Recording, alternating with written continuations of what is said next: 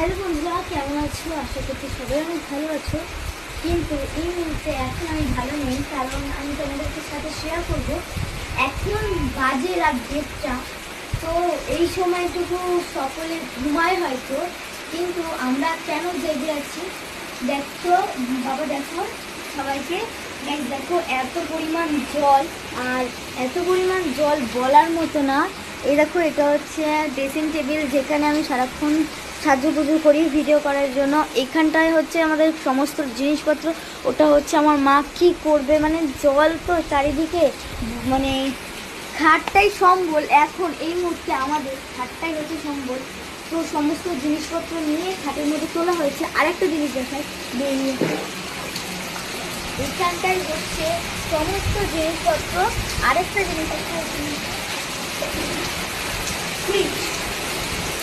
রাত 1:30টার সময় তোমরা কী করবে? 1:30টার সময় মানে ফ্রিজটা জল উঠে যায় আর সেই সময় আমরা ঘুম থেকে উঠেছি, ফ্রিজটার জল।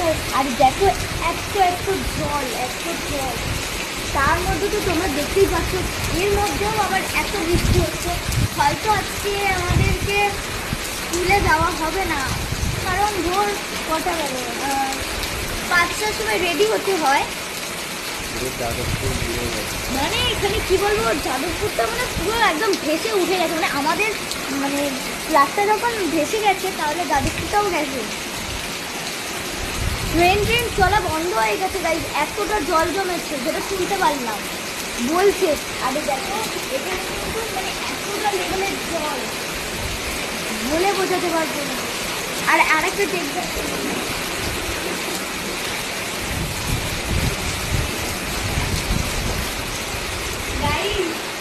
তোমরা দেখো, এখানে কিন্তু বোতল একদম ভেসে চলে এসছে। মানে কি আর বলবো,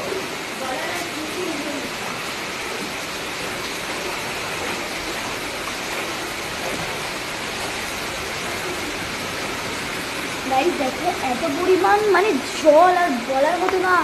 গাইস দেখো লিফটের কারেন্ট, মানে লিফটার বন্ধ করে দেওয়া হয়েছে, কারণ হচ্ছে কেউ যদি নাবে তার তো একদম গেল।